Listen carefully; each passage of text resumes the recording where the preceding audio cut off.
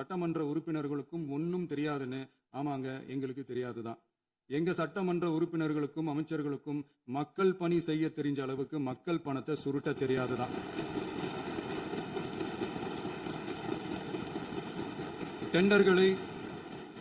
டெண்டர்களை முறைப்படுத்த தெரிஞ்ச அளவுக்கு அதோட ரேட்டை உயர்த்தி ஊழல் செய்ய தெரியாதுதான்.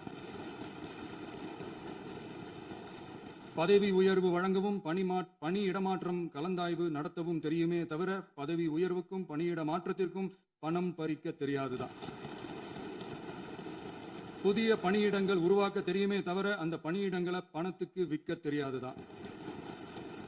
கோயில்கள்ல நடக்கிற நிர்வாக சீர்கேட்டை தடுக்க கோயில்கள்ல நடக்கிற நிர்வாக சீர்கேட்டை தடுக்க தெரியுமே தவிர கோயில் பணத்தை கொள்ளையடிக்க தெரியாதுதான். தங்கத்தை உரித்து தாரை வார்க்க தெரியாதுதான்.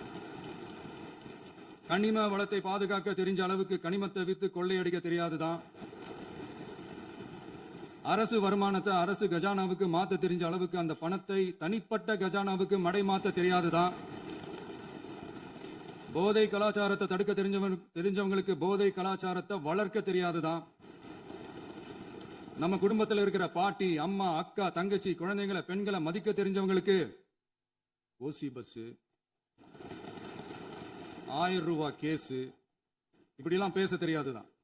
எங்க உறுப்பினர்களுக்கும் அமைச்சர்களுக்கும் மக்கள் சேவை தெரிந்த அளவிற்கு சுயநல தேவையை செஞ்சிக்க தெரியாதுதான்.